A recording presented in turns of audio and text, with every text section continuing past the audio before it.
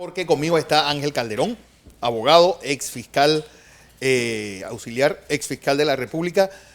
Porque Ángel, este proyecto 245 se ha dicho mucho y ha habido opiniones encontradas desde el propio gobierno que dice que con esto ayudará a vaciar las cárceles, y por el otro lado opositores que dicen que esto lo que va a hacer es hacer aún más selectiva una justicia ya de por sí que mira para un lado y no mira para otro. Sí, buen día Fernando y a la teleaudiencia. Definitivamente el proyecto 245 tiene sus pros y tiene sus contras. El fundamento que utilizaron para presentar y vender este proyecto establecía algunos aspectos importantes, como lo es que sería utilizado para el descongestionamiento penitenciario e inclusive acabar con este hacinamiento que hay en las cárceles. La primera pregunta que tú te haces dentro de ese proyecto, ¿qué normativa ampara ese descongestionamiento que va en la cárcel? Sí. Si tú lograras ver en ese proyecto que se habla de una normativa que permita que los privados de libertad, más del 70% que todavía están pendientes de condena y que ya tienen prácticamente la mínima cumplida, pudieran, al no poder asistir a las audiencias por las miles de razones que se dan en cuanto a notificaciones, todo lo que atrasa y ha generado esta mora judicial en ese 70% de privado de libertad aproximadamente si condena, tú puedes decir, bueno, funciona porque no pueden ir el juez que se deje de esos temores absurdos que tiene y los ponga en libertad, porque eso te diría a ti que efectivamente funciona la norma, pero ¿dónde está el espíritu en esa norma para descongestionar el sistema? Si lo que hemos visto es que el sistema penal acusatorio lo que vas a llenar más las aulas. ¿Por qué? Porque si cada vez que si algo ha tenido de constante el sistema penal acusatorio es que parece, incluso gente lo ha mencionado en las entrevistas en calle, es que parece que es una patente de corso. Patente de corso por la cantidad de ilegalismo que uno tiene que tener. Es que el proceso, para poder que te encierren o que te den medidas cautelares.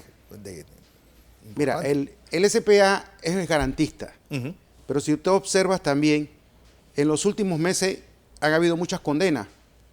Esas condenas son inmediatas. Entonces ya empiezas a tener personas condenadas y estás atendiendo por el SPA a las personas que están llegando, pero estás dejando la recua del sistema inquisitivo y estás dejando eso que cada vez se congestiona más. O sea, tienes en el interior, por ejemplo, ya más de 4 años de tener el SPA funcionando.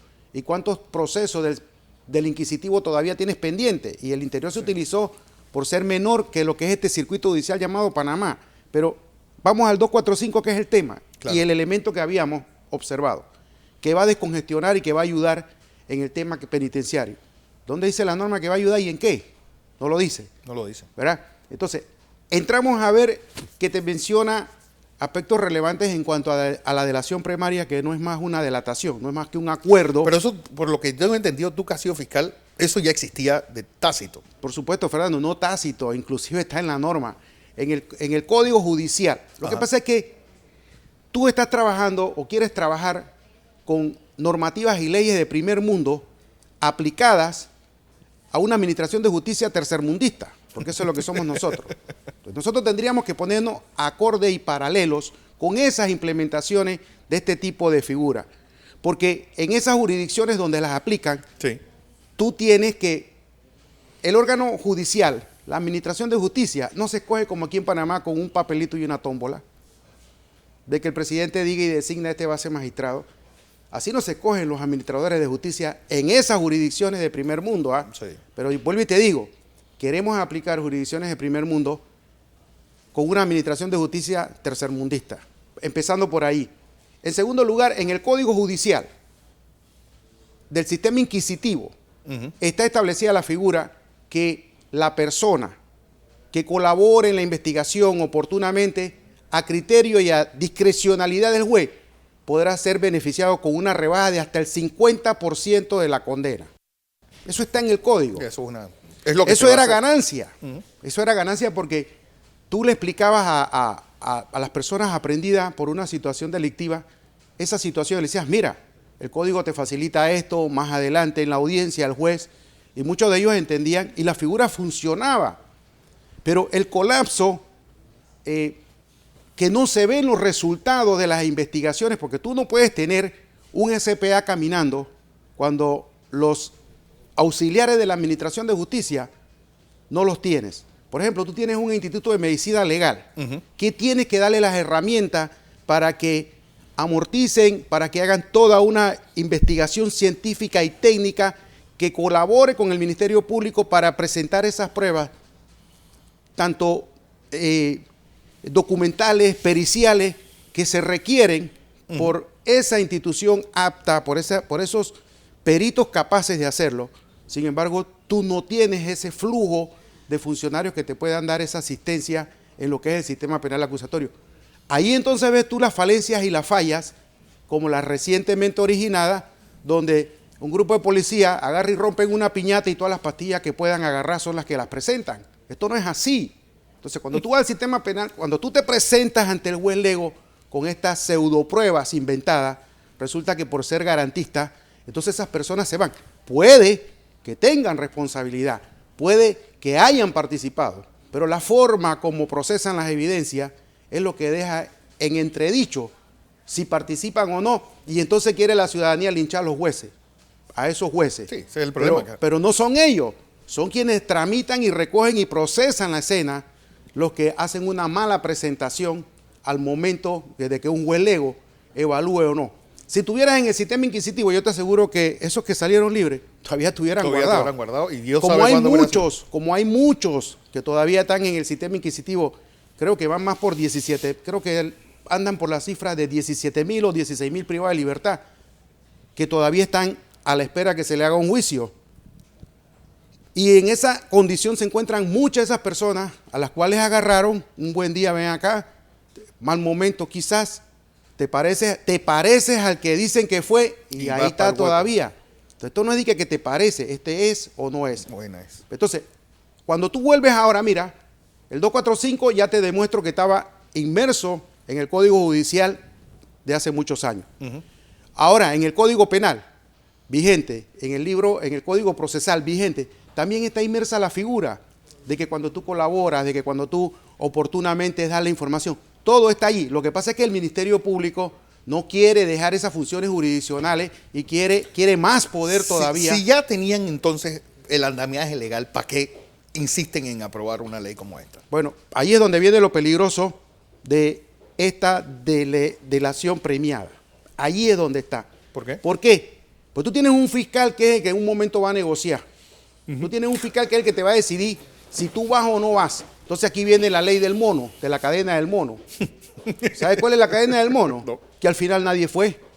Porque Ángela a Fernando, Fernando a Pedro, Pedro a Juan y Juan regresa a Ángel. Y cuando regresa donde Ángel ya había un acuerdo. Ya había un acuerdo. ¿En qué quedamos entonces? Aquí hay varios factores en juego. Aquí está la presunción de inocencia en juego. Y la presunción de inocencia es un principio constitucional. Y no porque Fernando Correa diga, para salvar mi pellejo, o para salvar el pellejo de él, o para salvar el pellejo sepa Dios de quién, porque te agarran, Fernando, te voy a meter 5 días en la joya. Yo te aseguro que al primer día de tú estás allá, tú lo que te ponga por delante, tú lo dices para salir de ahí. Si te dicen que vendas al Papa, te aseguro que hasta vendes al Papa, porque tú lo que quieres es salir de ahí. Entonces, no podemos jugar con estas herramientas y darle a funcionarios que tú no conoces estas herramientas, o mejor dicho, funcionarios que ya tú conoces cómo están actuando. Y más con el tema de administración de justicia. Porque lo encierras en un hueco y al día siguiente él te va a decir lo que tú quieras escuchar. Y por eso tú le vas a hacer un acuerdo con él, que ya no hay responsabilidad penal contigo, no hay ningún tipo de responsabilidad, y le voy a caer a Ángel Calderón. Entonces, ¿dónde queda la presunción de inocencia? Por eso es que hay que esperar primero si esa ley la van a aprobar, el presidente la va a aprobar o no la va a aprobar. Definitivamente que esa ley contiene unos artículos que pueden ser objeto de inconstitucionalidad. Por los fueros que crea.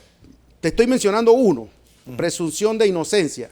La presunción de inocencia está en la Constitución. El debido proceso todavía está en la Constitución. O sea, no podemos jugar con fuego, pero aquí es ensayo y error. El señor magistrado presidente de la Corte Suprema sabe perfectamente bien de qué estamos hablando. Por eso que nosotros siempre nos hemos opuesto a que una persona con un gorro de inquisidor se vaya, traspase la barrera y se sienta ahora con un gorro de garantista y de jurista, porque siempre tendrá, el lobo siempre va a ser lobo. Sí.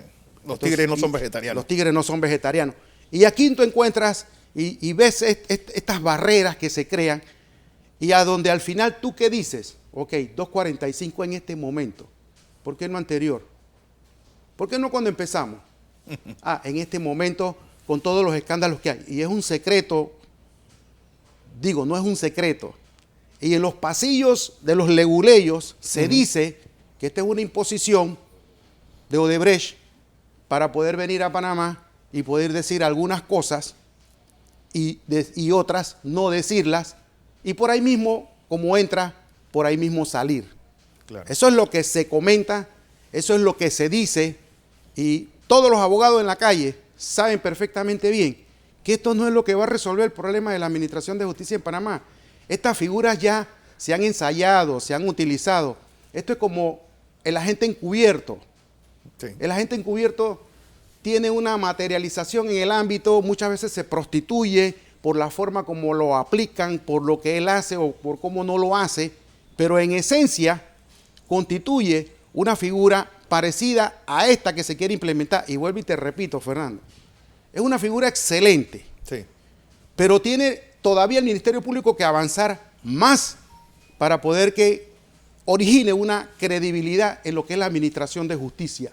Porque no podemos seguir con estos ensayos y error, y más este tipo de ley que vista y presentada por personas que realmente reconozcan el sentido de esa normativa para atacar los delitos graves y buscar una verdad en aquellos que se le presenta una fórmula por decir lo que saben, definitivamente que es beneficioso. Pero en el momento que estamos, lo que estamos nosotros viviendo, como se pretende implementar, no es lo más acorde y créeme, esto no va a pasar más allá, no aguanta un recurso de constitucionalidad.